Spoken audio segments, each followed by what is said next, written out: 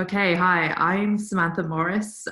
This is the Morris Lab, and today we're really excited to record our first workshop. And today Kenji will be hosting. So Kenji is the author of CellOracle, a platform to dissect cell identity by network inference and in silico gene perturbation. So this paper is available on bioRxiv, and now I will hand over to Kenji. Okay, let's start talking. So today I'm gonna talk about our computational platform, CellOracle, which is anyway. So today I will talk about the brief introduction and overview of our presentation first, and then I will actually try to use the CellOracle, but maybe it will take kind of a long time. So I will divide our pipeline into like part 1 and part 2. So in part 1, I will talk about how to process your data and how to start your GL analysis. And in the part 2, actually, you will we are going to do like GR inference, and we are going to do the simulation.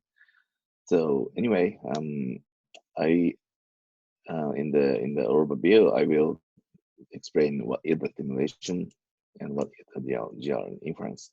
So, and after explaining this stuff, I will please let me talk about these do's and don'ts. I mean, there is kind of the limitation, or I mean, I want you to do something.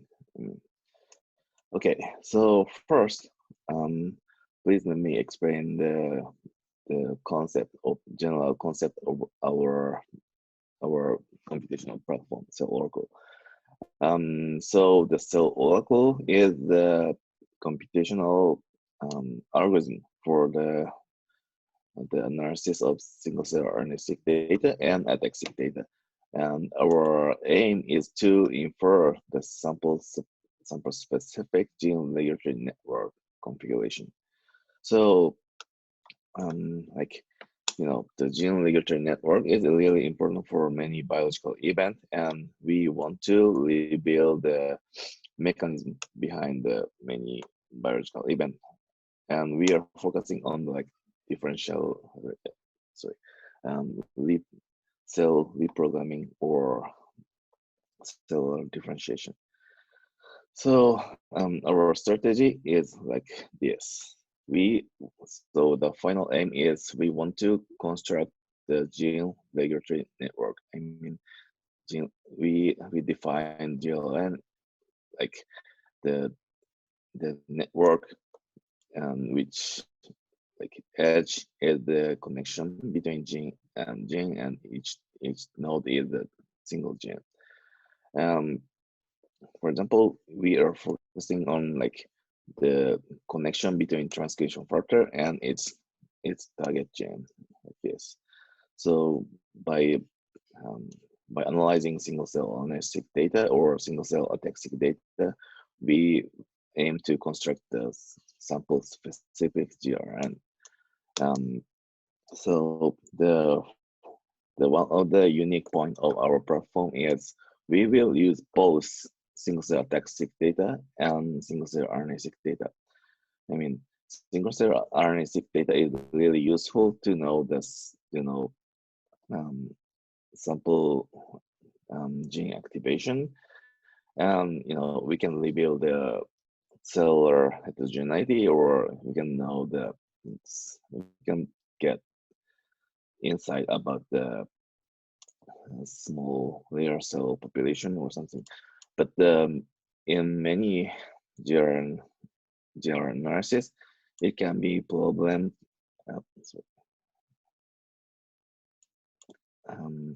So many GRN inference in general, it's kind of difficult to know the causal relationship. I mean, So we want to know the directionality, which is the regulatory gene and which is the target gene. And we will use gene expression data, but the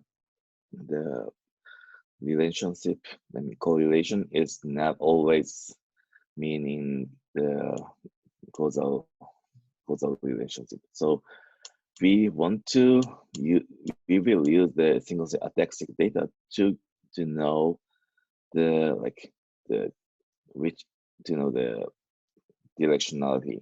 I mean, if we use the transcription factor information and its binding information, we can know this is the regulatory gene and this is the target gene.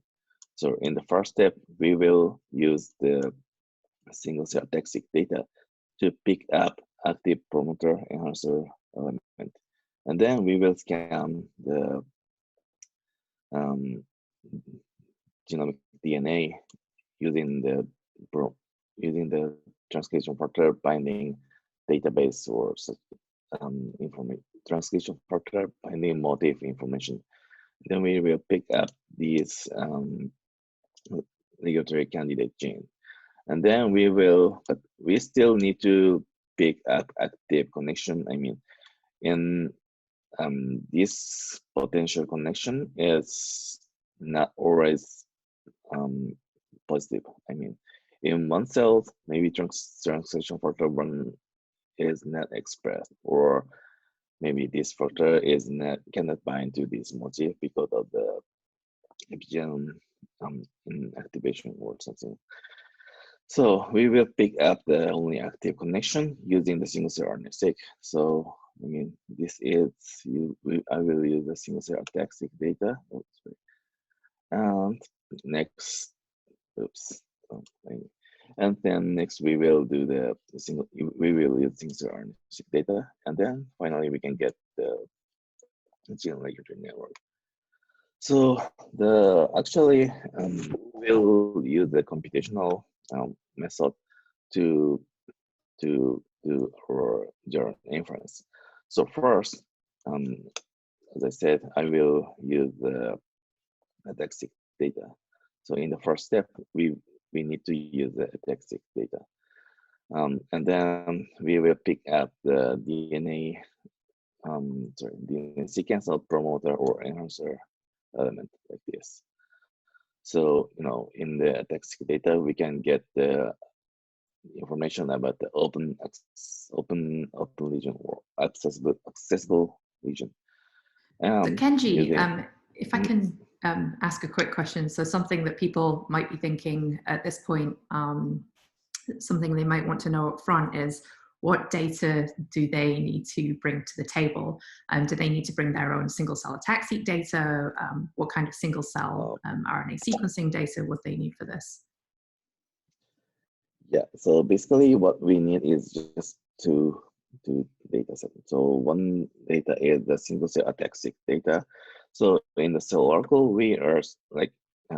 we will use the single cell ATAC-seq data of which acquired by the 10x single cell ATAC-seq platform. And we will use the single cell RNA-seq data. What we need is the single cell ATAC-seq data and single cell RNA-seq data. So this is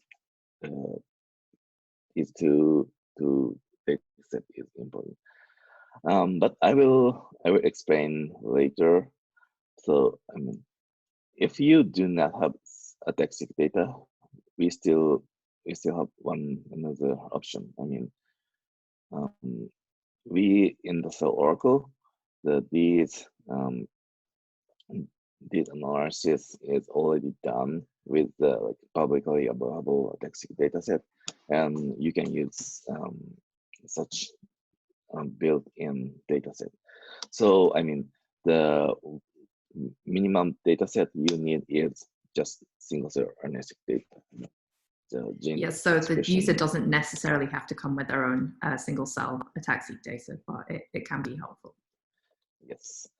So I will. So this is the kind of optional. I mean, if you want to use your single cell ATAC-seq data, you can do that. But if you do not have any single cell ATAC-seq data, you can just skip here. You can use already calculated data by us. Okay, so anyway, I will explain in detail how to process this stuff and what is your so I will explain this step in detail first. But the next step, maybe this is kind of a little bit confusing. So the next step is you will build like machine learning model to predict the target gene based on the layer 3 candidate, based on the gene expression of layer 3 candidate transcription factors. So we will build kind of machine learning model, and we will use this model for the GRN inference. Now, in this presentation, I don't explain about the math or the detail of this algorithm. Just I will explain how to use our dataset. So, please read our paper if you want to know how. If you want to know the detail of our algorithm. Okay, so in summary, our CellOracle is kind of gene regulatory network inference algorithm. So we can get the gene regulatory network after learning CellOracle. And one more unique feature of CellOracle is this one. Maybe this is kind of a unique point. So in the first step, you will build like gene regulatory network. You can pick up the only active connection, and we can build a network. And in the network, you will build like the kind of mathematical prediction model. And using this information, you can do kind of simulation. We define this process as the in silico perturbation. So so in our model, we can predict the target gene expression level based on the expression level of transcription factor. So using this model, we can do the kind of prediction. For example, if we change this regulatory gene, we can know what happened on the target gene expression. So here, for example, if we change this gene, we can predict what happened to the downstream gene. And if we keep doing this, if we're repeating this calculation, we can know the next the second target gene expression and the third target gene expression or something. This is kind of simulation. We can simulate we can simulate the signal propagation in the gene regulatory network. So using this model and using this simulation, we can predict the really short-term future gene expression pattern. And so the next step is kind of maybe a little bit confusing. So please let me explain here. Next step, if we focus on these cells, and we can predict the future gene expression pattern based on this simulation. Okay, so if we can predict the future gene expression pattern, we can know how cell change, and we can predict the transition pattern. And if we repeat calculating this transition, we can get like such trajectory map. And one of the good thing is this is the directed trajectory map, so we can know the future gene, future cell transition pattern. And using this map, we can know the mechanism, in which how one transcription factor regulate the cell identity. I mean, using this simulation, we will analyze the relationship between one transcription factor and cell identity. Okay, so I mean, in like the final output is like this. I mean, if you, and this is the single cell RNA-seq of the hematopoietic cells, and if you want to know this, the function of this gene, we can do the knockout simulation of this gene, get the one, and we can get the trajectory map like this. I mean, maybe if we knock out get one gene, we can get we will get the cell transition from this population to this population.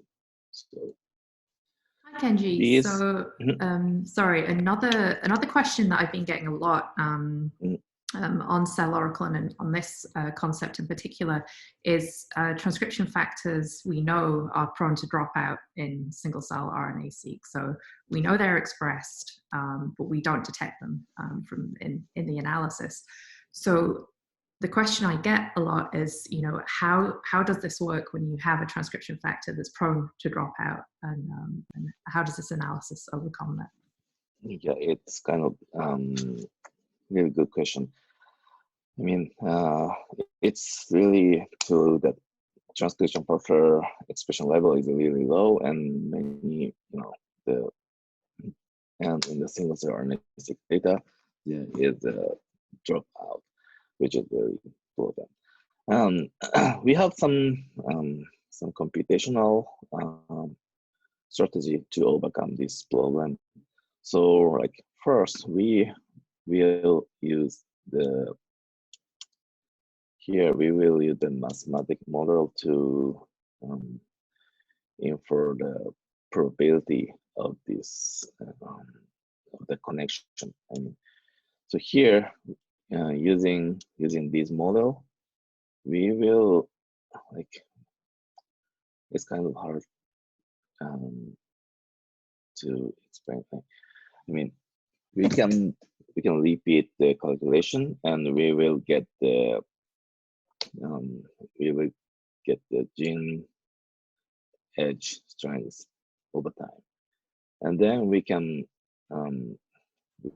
generate the gene regulatory network based on the distribution of each connection. I mean, which will provide relatively robust result, even if your data is kind of noisy or really sparse. And one more thing we want to say is for the calculation of our of the simulation. Before simulation, we will use kind of imputation, and imputation. So which is necessary to do the simulation. I mean, in the CellOracle, we are using the many dependent Python library, and in one of the library we need to do the imputation.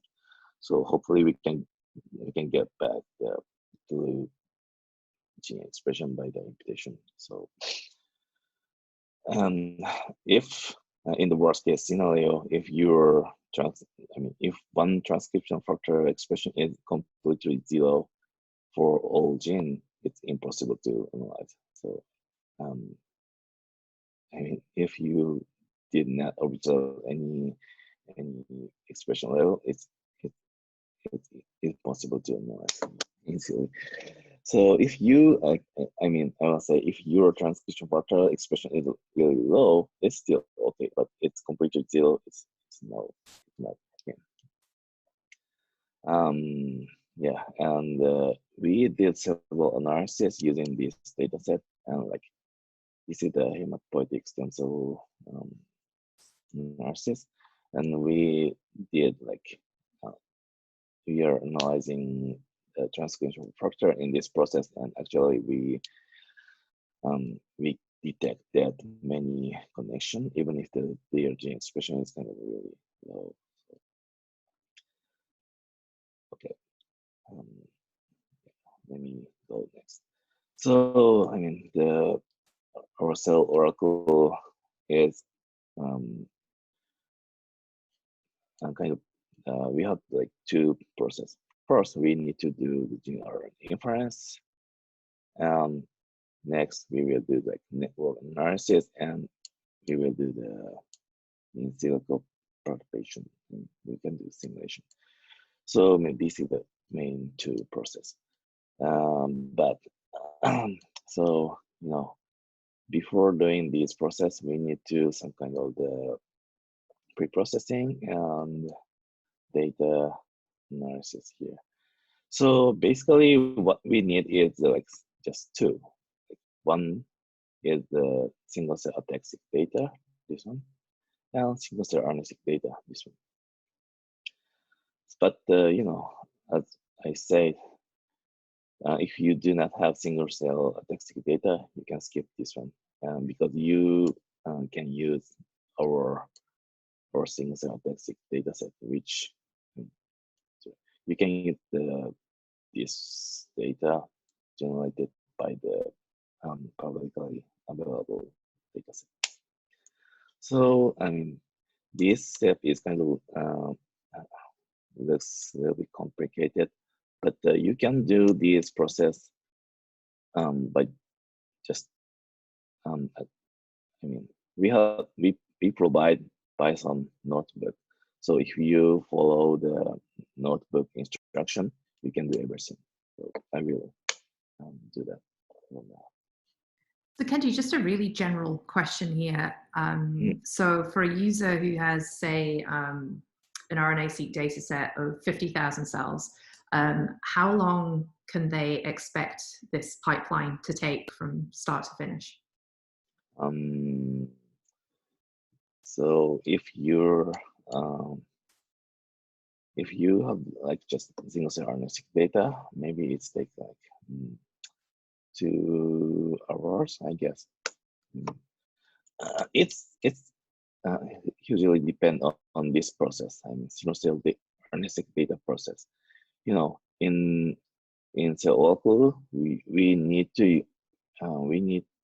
like gene expression matrix, but we also need the clustering or like dimensional reduction data. And in many single cell RNA-seq data analysis, you need to do like tsna or UMAC or clustering or something, and it takes kind of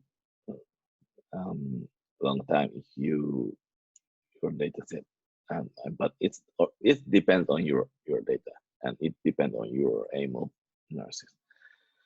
And except for this process, the OR process is not that long. I mean, maybe I think this process, the zero inference, is like just less than 1 hour, maybe like 30 hours, sorry, 30 minutes. 30 minutes. And this process, the simulation, I don't know, maybe it takes like 1 hour, I guess. So, I mean, and maybe the single cell RNA-seq data process takes 30 minutes, I guess. So maybe you can finish everything in 2 hours. But if you are really, I mean, oh, sorry, but please let me say one more thing. In the CellOracle, we are, so just,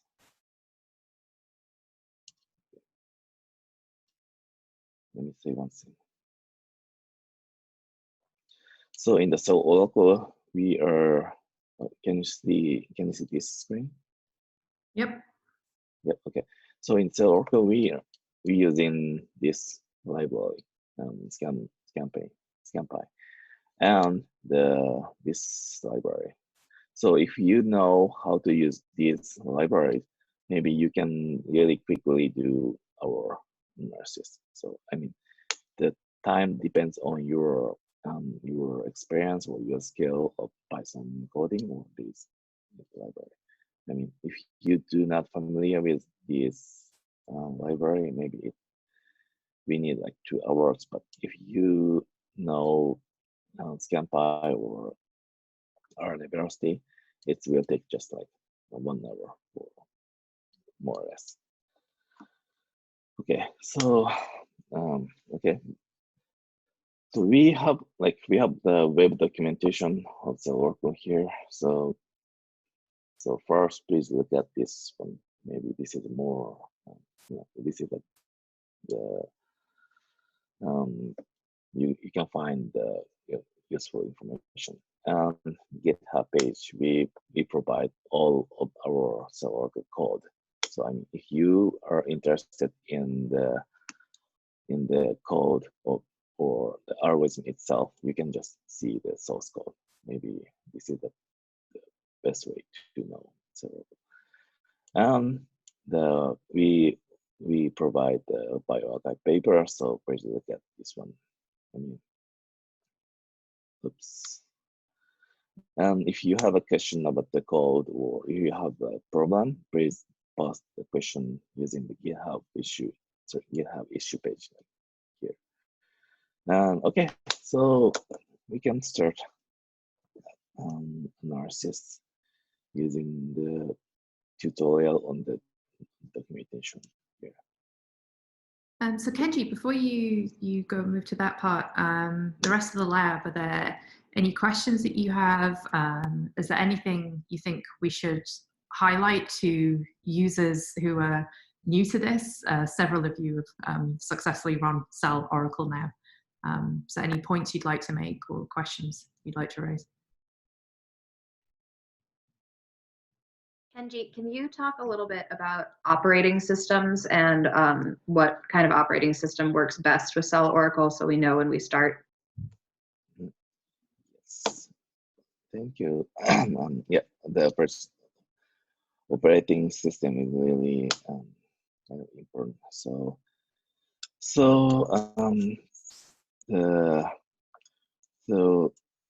we made CellOracle on the Mac OS or Linux environment, and we unfortunately we found that Windows OS is not. I mean, we have some problem on the Windows OS system, so please don't use Windows OS. Yeah, we actually testing and CellOracle on the Mac OS or Linux, but we cannot test on the Windows. So yeah, maybe the Linux is best. Yeah. Okay, and any other question or comment?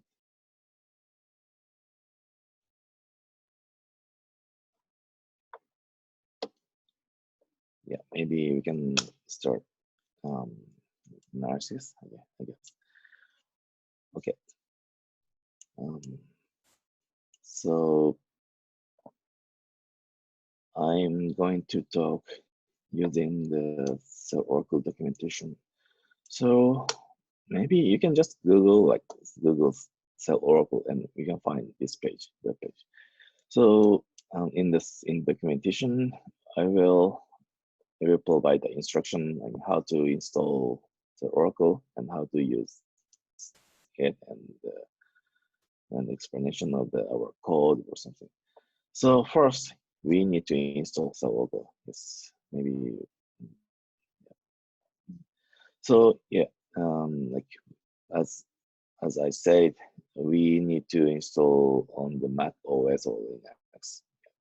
So you can still maybe you can still install CellOracle on the Linux if you on the Windows system if you use like Windows subsystem for Linux, but it's I cannot provide any support because we will get some unexpected error, or so please use Linux or Mac OS.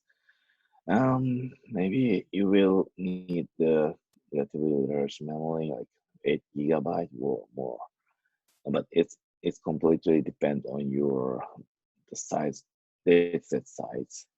If you have like 10,000 cells, maybe 8 GB is enough, I guess. But if you have like 100,000 cells or 1 million cells, maybe you will need like much more memories. So the CellOracle is basically developed using the Python 3.6. So please use Python. And here is an instruction how to install everything. So we need to install these libraries, but just please follow these instructions, and maybe you can do that, I hope. And we also need to install some R library, because I'm in the CellOracle, we are using some R package, like this R package for the network analysis. So after doing this step, please check everything working well. Please, using this command, you can make sure that everything is working well or not. So so if you can install CellOracle, we can start analysis. Yeah. So our analysis is like this. We have five notebooks here, and we have tutorial on the web documentation. Please use the tutorial, and hopefully you can analyze your data. Okay, so the first step is the ATAC-seq data processing. And then next step is the transcription factor binding motif scan. And then single-cell RNA-seq data preprocessing. Okay, today I'm going to talk about these three steps. And maybe we will talk network analysis and simulation on the next part. Okay, so basically, I hope you can understand what you're going to do if you read this documentation. So first, you will need to use ATAC-seq data. Oh, sorry. Like if you do not have any ATAC-seq data, you can just skip this one. And later I will yeah. So you can just skip this step. But if you have like ATAC-seq data, please start from here. So first, Can I ask a question real quick? Yes. In terms of the ATAC-seq data, do you have any suggestions on publicly available data that you might choose? Do you know what I'm saying? Yes. That's a great question. Yeah. Yeah. So maybe sorry, in the CellOracle. Oops. My recommendation is the single-cell ATAC.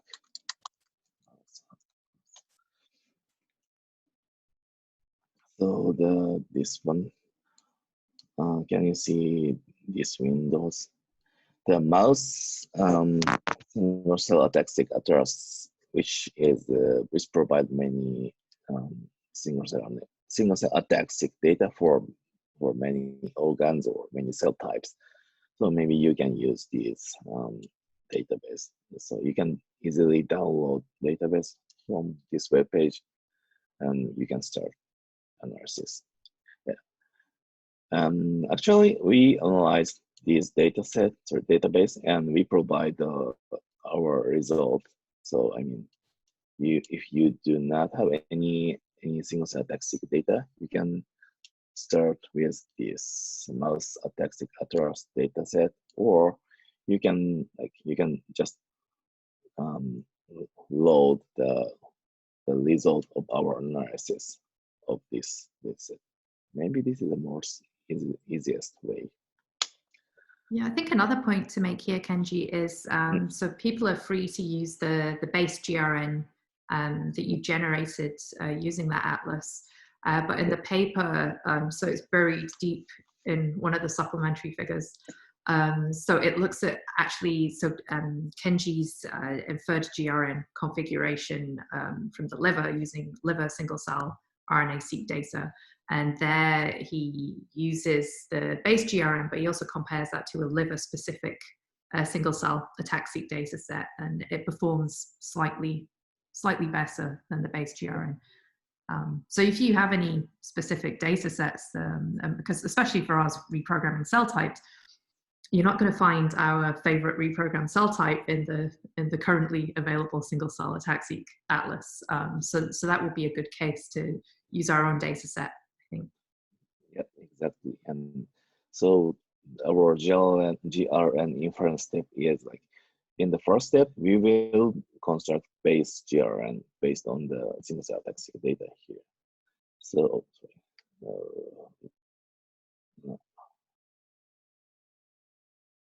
so, and when you construct the base GRN, you can use your single cell ATAC-seq data.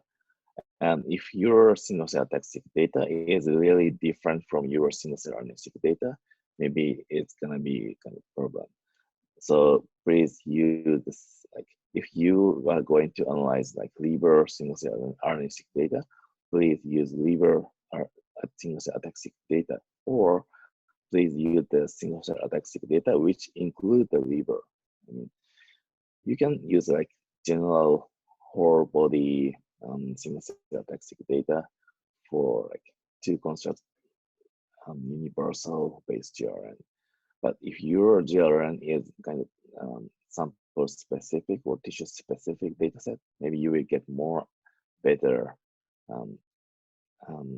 You can build more better GRN. So the best case is you have both single cell ATAC-seq data and single cell RNA-seq data of your sample.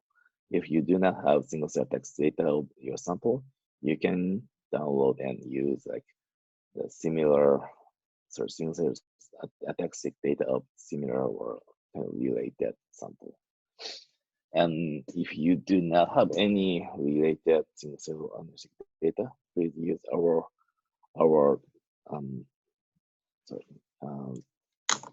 data, which was generated by the whole body single cell ATAC-seq database.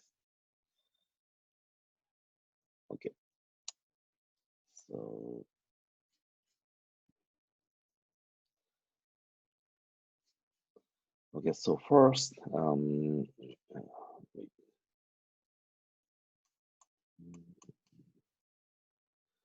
okay, we are going to start using code. So the first step is the ATAC-seq data analysis. But the first step, we will do analysis using Cicero. So let me explain just in brief. So Cicero is the computational pipeline which predicts the cis regulatory landscape. I mean, so which is our library developed by the core terminal group, and you can get like connection between the peak, between the DNA element. So I mean, using if you run Cicero, you can get the like connection, the information about the connection of between the peaks. So first we will do this analysis because we want to get the promoter or enhancer element. I mean, we need to know which is the promoter element or enhancer element. So first step, we need to run Cicero here, we provide kind of example how to use Cicero.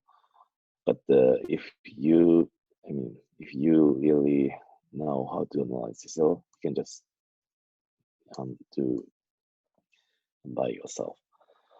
So first, we will import data. 10x data, 10x ATAC-seq data.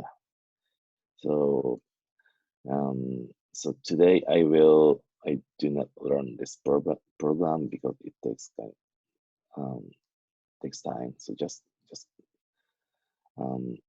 going through. What you need is to change the file path here, and just run everything. Maybe you don't need to change anything. You can just run, and finally you can get this data. This data table. So this is the relationship between peak 1 and peak 2. This is the chromosome name, and this is the position, and this score, co-access score, is the correlation between these peaks. Maybe so Kenji, sorry, at this point, is there any way to check the quality of your results from Cicero before you move on to the next step? And because the quality of the results here will really impact everything downstream. Yeah, exactly. So honestly, I don't know how to check these data, but one of my suggestion is to check here. So this is the quality check for the ATAC-seq data sample. Before running Cicero, you need to check, we need to make sure that your single cell ATAC data set is good or bad. You need to filter out the bad cells or bad and that's peaks. something you can really refer to the Cicero pipeline for to guide you through that, right? Yes, maybe you can get more detailed information if you go to this Cicero page. And I think the other point to make here is users don't have to use Cicero if they have another preferred platform for kind of unraveling these regulatory regions for a particular gene. Yeah, exactly. Here we are using Cicero, but it's not necessary. If you want to use another platform, you can use that. The important thing is that we need to pick up promoter or enhancer DNA element. And if you can get such information, you can just use any algorithm. So, for example, you can use ChIP-seq data, or you can use kind of public database or promoter information or whatever. Yeah. So here is just one of the example. And if you want to use the Snap ATAC platform, you can do that. Yeah. This is just one example. So and is there a common file format that you should save that data in before proceeding? Yeah, good point. And the file format, the final. I will explain it in the next step. So the answer is in brief. The answer is the PET file, which include the promoter information or enhancer information. So if you have a PET file, we can do that. Okay. So this is the process. Using this notebook, you can build your PET file, which include the promoter or enhancer information. So, but really important thing is you need to get the PET file, which include the promoter or enhancer information. Yeah. So after doing this analysis, you will get this information. This is not still ready to serve CellOracle. We need one more step. Okay, so let me move on. Oops. So, once you get this big peak information and co-access score between the peaks. The next step is we need to know which gene is related with these peaks, which we need to do the annotation for this information. So on the CellOracle, we have some function which annotate the peaks. So please just run this function, get TSS info. Here we are using mouse dataset and MM10 difference genome.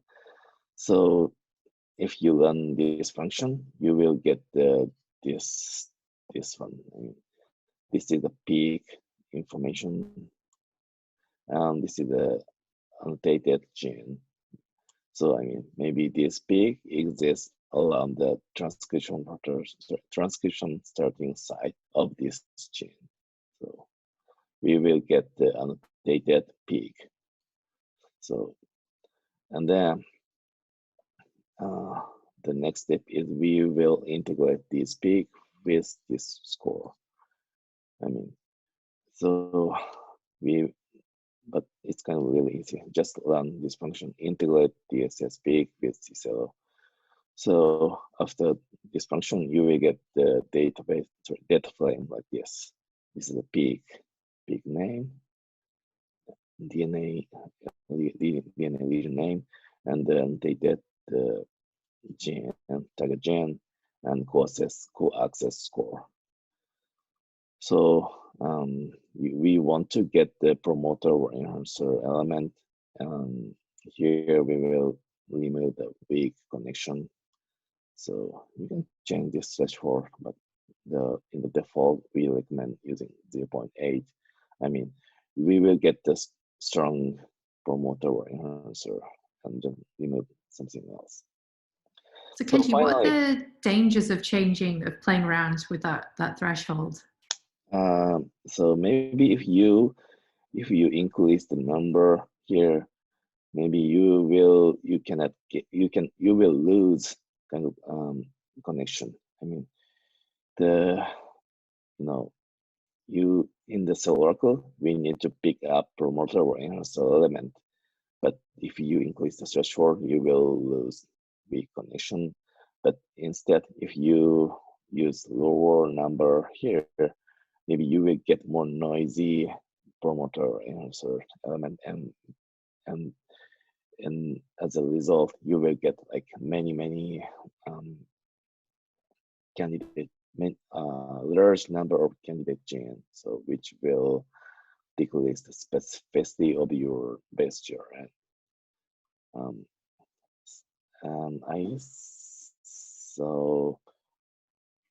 I don't know I had a what. question, Kenji, Yep. about this. So for the co-accessibility threshold, what about the negative values? Like what if there is something that's like negative 0.9? Do you take that or do you leave that out? Yeah, so in this analysis, we do not use negative value. So basically, we just using the positive number. I mean, we just using the positive correlation. But yeah, maybe we can try to use the negative. But I mean, our aim here is to pick up like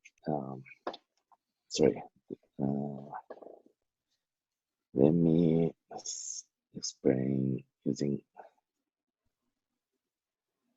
different slide.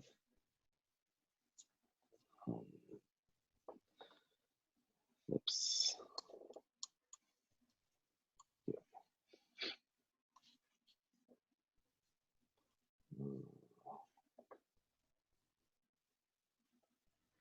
Yeah.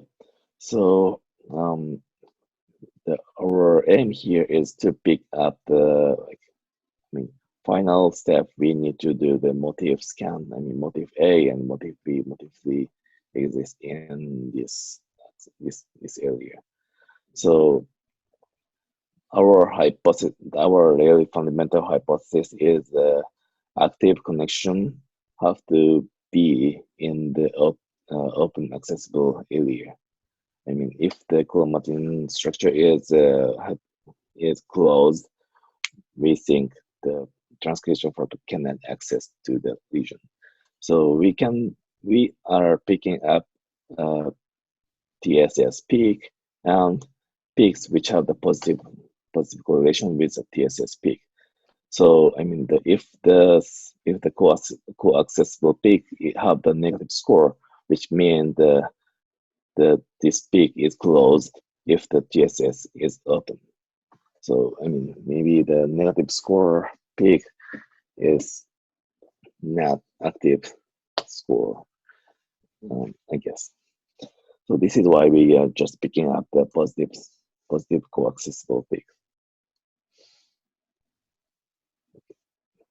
So Kunal, what are your thoughts there? Do you think that could be helpful information, or you think that's something we need to ignore?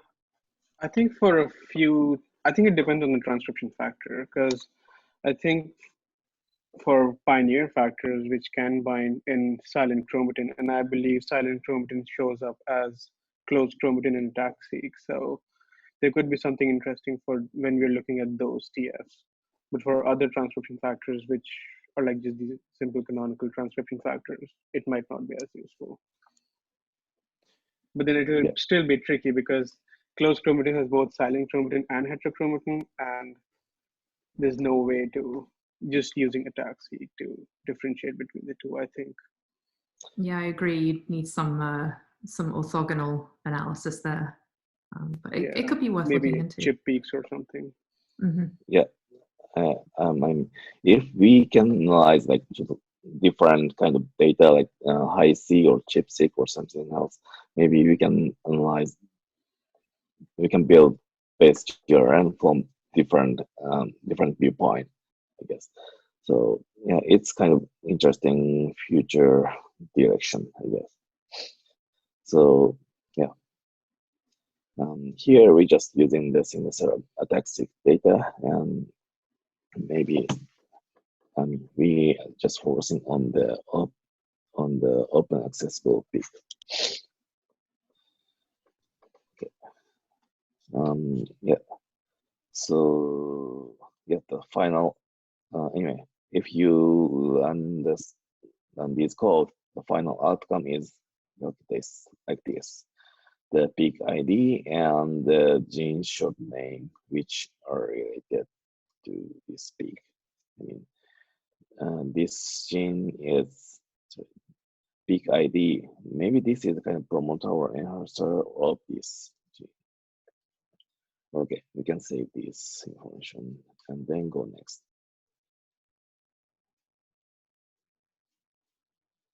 So the next step is the Motif scan. So yeah, like this is the final outcome of last sorry, the previous notebook. So I mean, if you have like promoter or enhancer information in the bed file, you can use you can substitute this one. I mean, if you want to analyze your ATAC-seq data with like snap attack or different algorithm, you can do that. But important thing is please prepare your data in the bed file like this.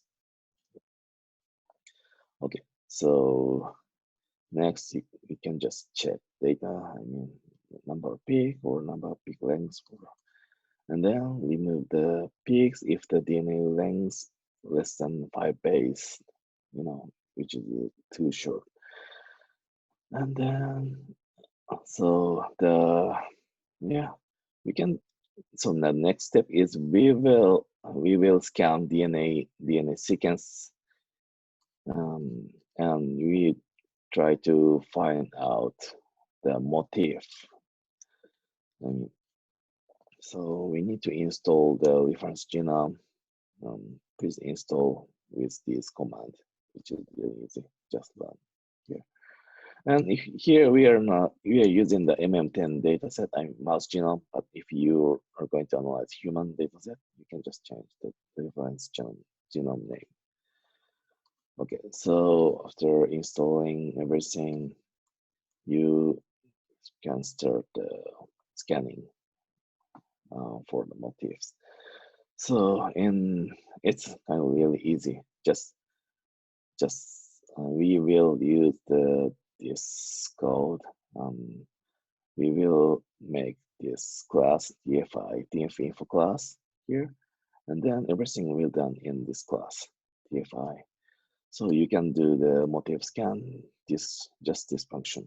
I mean, inside the CellOracle, we are using Python library named gimme motifs. And in this package, you already have many transcription factor binding information. So you don't need to prepare your motifs. So everything is already in. And you can start motif scan with this command. And it will take kind of relatively long time, but it really depends on your data set. I mean, if your data is kind of small, maybe you can finish like in 30 minutes. And even if your data is really big, maybe you will just need 1 or 1.5 hours. Yeah. So after scanning the question, Kenji. Yes. Sorry. So when you're scanning for motifs, so you said you're using the Python library gimme motifs. So yes. Does that scan only for mouse, or does that do human also, or is that an option you can select somewhere if you're doing a different species analysis? I think it includes the human and the mouse both. Okay, so it'll also. Are you also searching for human motifs in this data set? Yes. So I mean, maybe you in the default you will scan both human and the mouse, even if your data is like just mouse. Okay. I don't know about the other organism like zebrafish or sorry.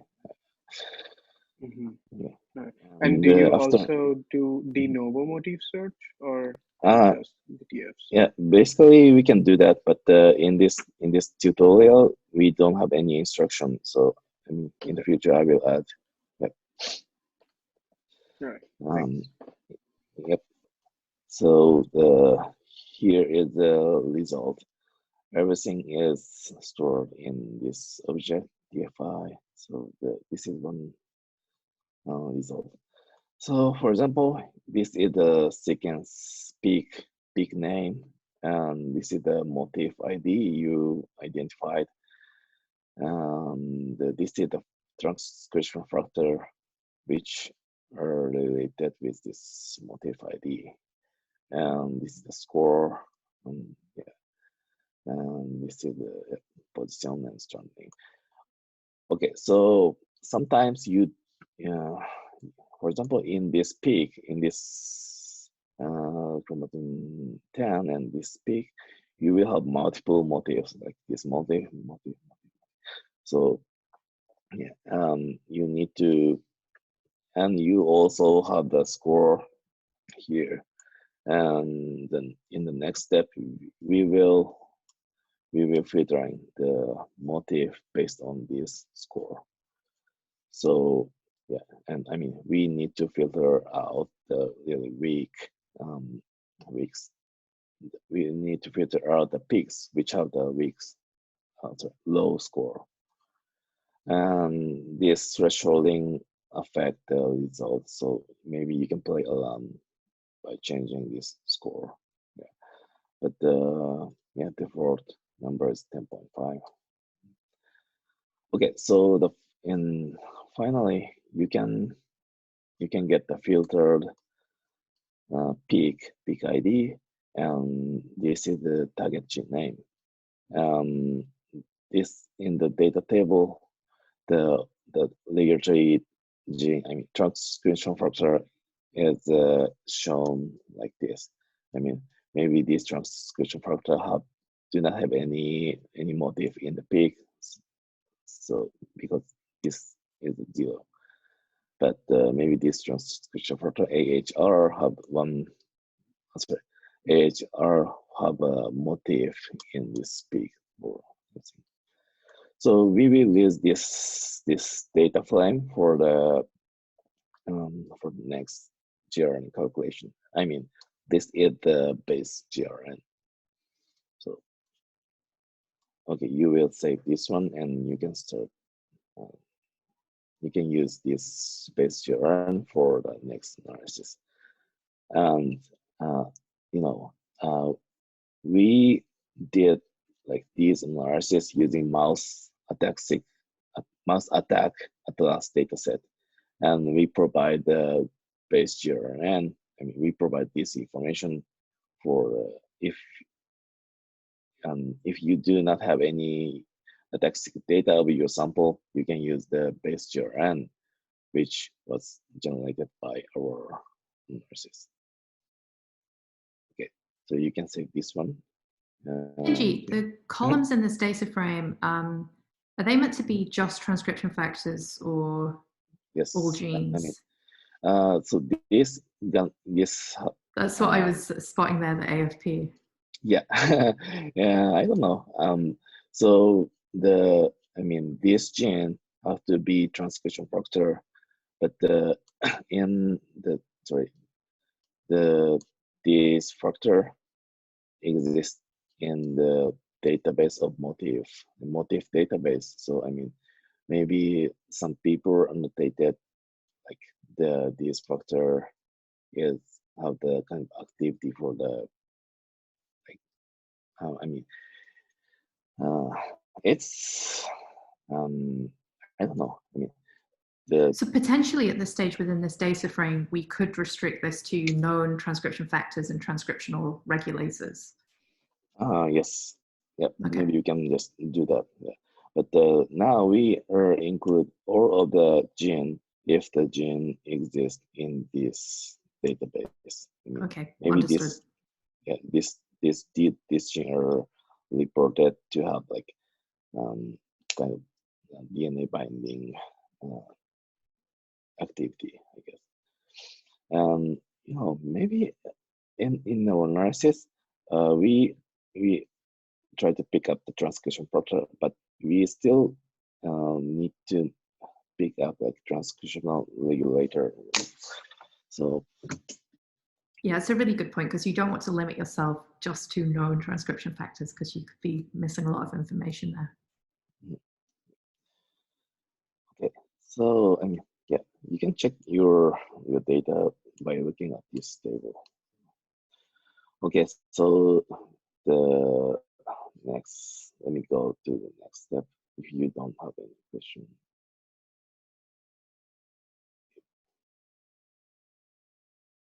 So let me go back. So we will use the base GRN and when we infer the GRN, I mean, for the step 4. So, but before starting the network analysis, you know, we need to we need to process the single cell RNA-seq data. Okay, so let me use it. Actually, now I'm going to analyze this data set. So here I will analyze the single cell RNA-seq data of the mouse hematopoiesis. This one. So we can load this data if you use this function.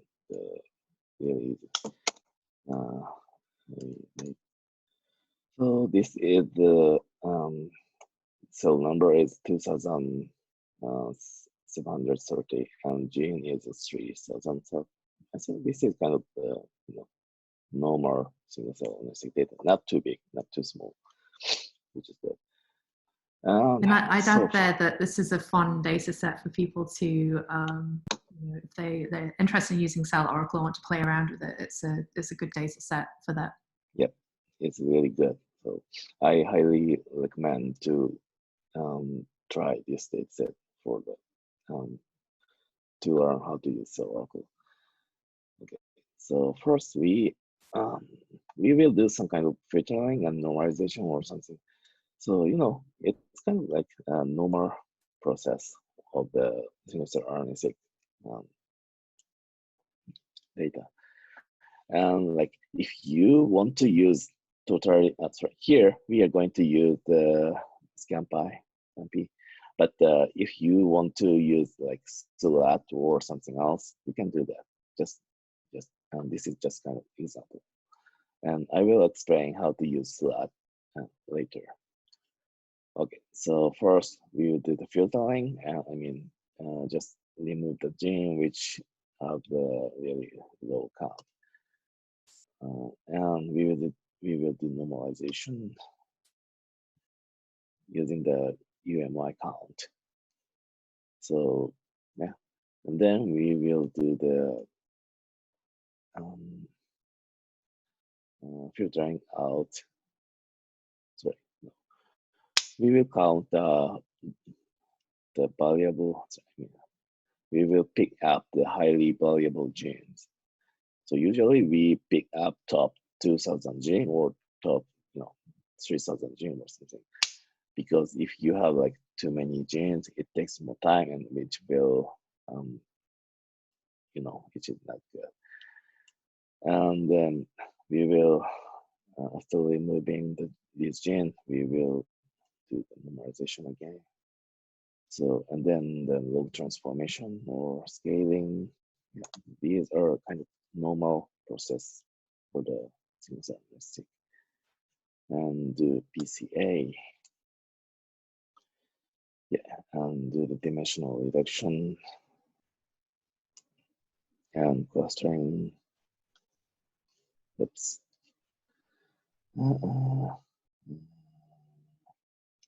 Sorry, maybe I'm now using my laptop.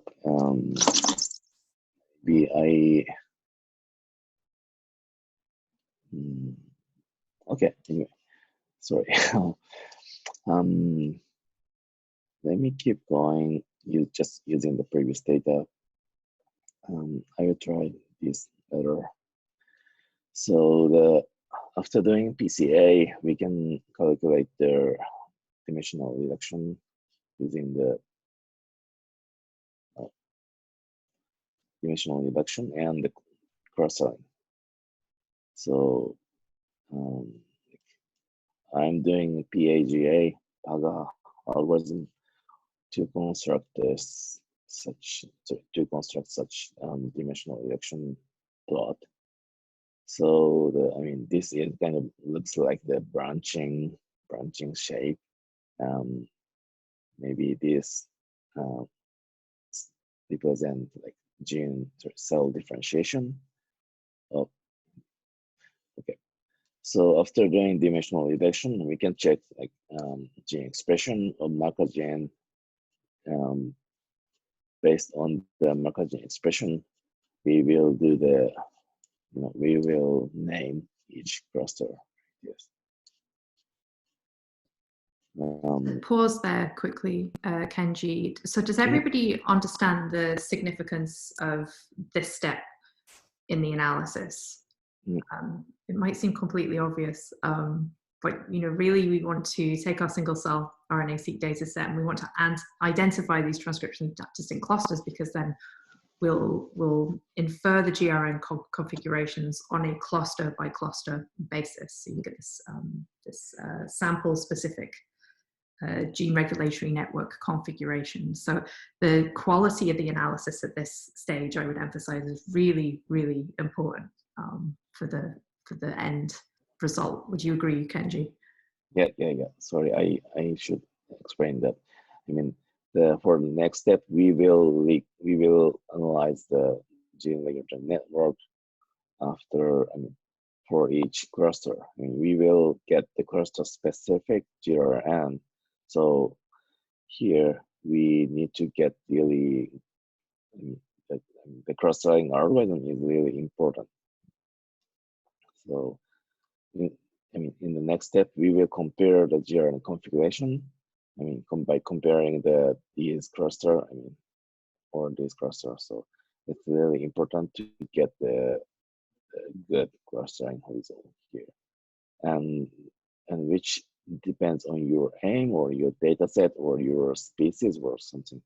So please make sure that your data set is nicely annotated.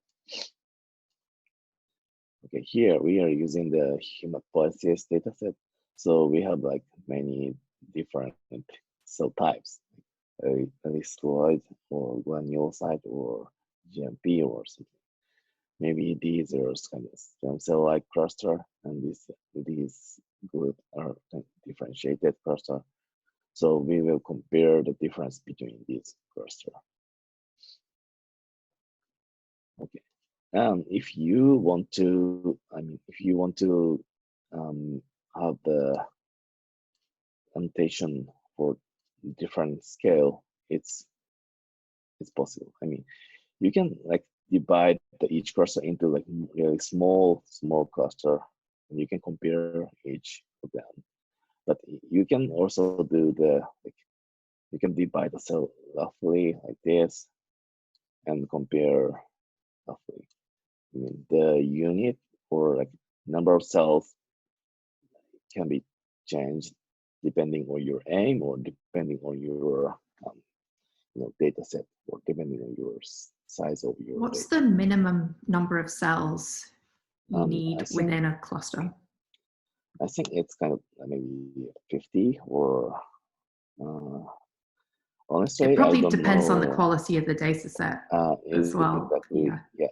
If your data set is really, maybe good quality, maybe you can like divide into more smaller data set. But if you have like lead depth is really low, or I mean, if you have noisy data set, you need to get high number for each cluster. Yeah, I think further into these tutorials, people will be able to see how you've developed a way to assess the quality of the GRN configurations that are generated from these clusters. Yeah. Okay.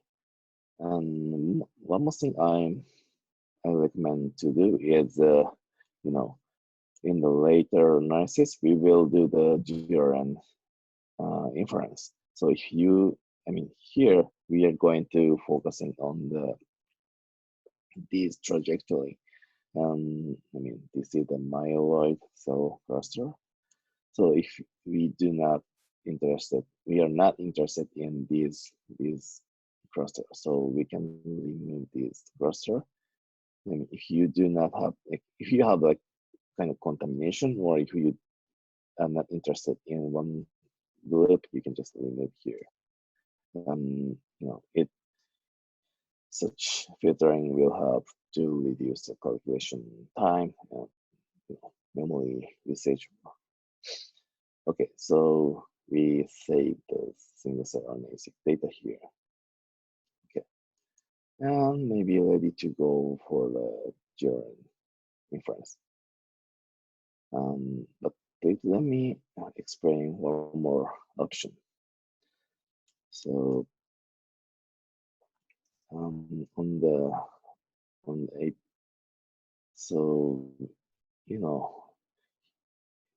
we have we've used the ScanPy and Python single-cell RNA analysis. We've done RNA processing with Python, but many people prefer to use the R, and many people prefer to use the Seurat for the RNA processing. So we provide like function, like really simple function, which convert the Seurat object into the Python ScanPy object. If you've done single-cell analysis with Seurat, you can save the Seurat object into the RDS file and just use this function, the Seurat to data, which function will convert your data into the Python file type. So maybe you can just use your data set, and you don't need to do again. You can use already existing dataset. Hey, Kenji. A quick question about the Seurat objects.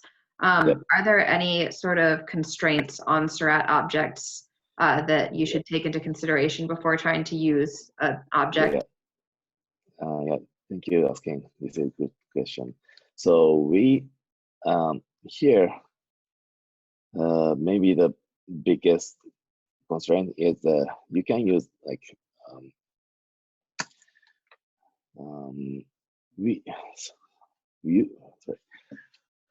we can use the Seurat object version 2 or version 3. We can use both. You don't need to think about the difference of the version. But in the Seurat object, you cannot use the integrated dataset. Now, I mean, maybe you have the Seurat object which was generated by combining many single-cell RNA-seq dataset. Like in the Seurat, you can integrate many dataset using CCA or something else. But now we don't provide any support for the integrated dataset because of some constraints.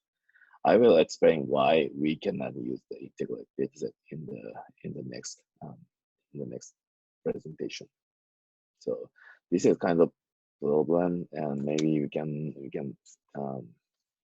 overcome in the future. But currently, we don't support like such integrated dataset. If you want to analyze multiple single-cell RNA-seq data, like you maybe one option is integrate. One option is using the CellOracle agar. I mean, you can aggregate many datasets using the CellOracle platform or something else, and then import like as a single dataset. So this is one option. Yeah. So yeah, go back to the notebook. So the next step, we will construct a single-cell RNA-seq. So we will construct the gene regulatory network, and we will do the simulation with this network. But maybe we can talk these two processes for the next presentation. And I think in the next presentation, when it comes to those steps as well, Kenji, we can perhaps give a demonstration of the kind of biology we've learned from our systems and how to interpret some of the CellOracle data output. Yeah. Actually, in the next part, we will construct GRN using hematopoiesis dataset, and we will explain how to integrate and how to understand the result. Okay, maybe this process is gonna be more fun, I guess. So, yeah. Any questions?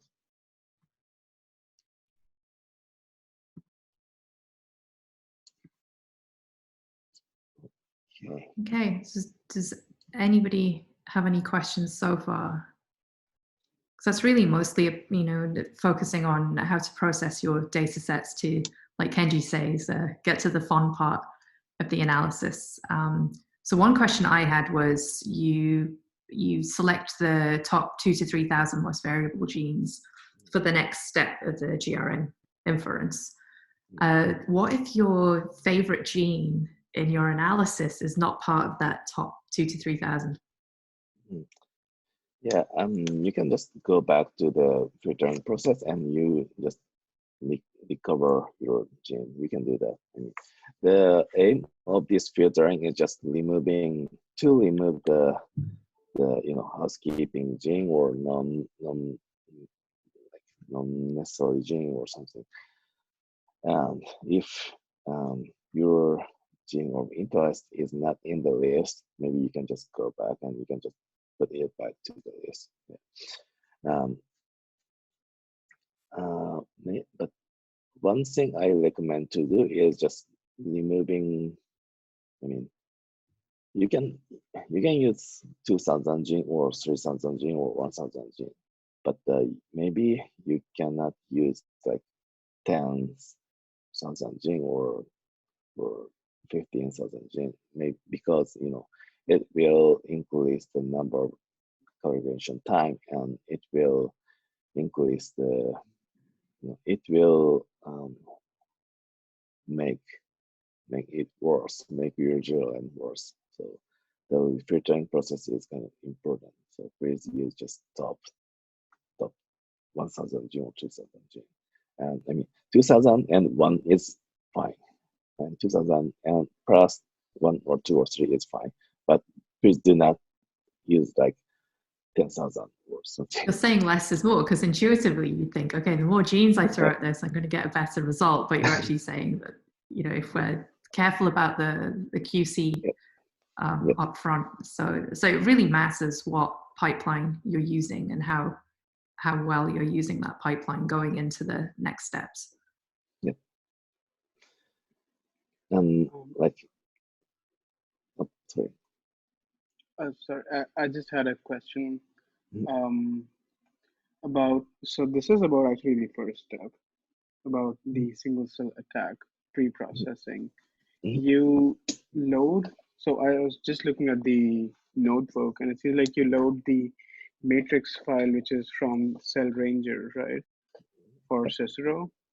But so I was also reading that there are like other tools which do their own peak analysis and like counting and everything, like Snap Attack, which use like bins instead of peaks. Can we use output from those tools for Cicero? And have you tried that? Sorry, I have no idea about that. I mean, I tried Cicero with the next data set, so maybe yeah. All right, thanks. Downstream as well, it'd be good to think about something about Snow's project here. So integrating the single cell calling card information into this, so where you have BIRD4 binding, inferring enhancer activity. Can we think of ways that we can integrate those data sets at these initial stages of the pipeline? Yeah, and like Snap Attack is kind of good tool. So maybe in the future I will like try to use Snap Attack, and maybe I will add instruction of how to use Snap Attack for the base tier and construction. Yeah, I will do that. So Christy, second author on this paper, she did a tremendous amount of work on the tutorial. I think the 90-page tutorial that's available. So thank you for that. Do you have anything from your perspective that you'd like to add or highlight? So at this time, no. I have a couple things that I'd like to add, but it's all during the analysis part. So next video. Okay, great.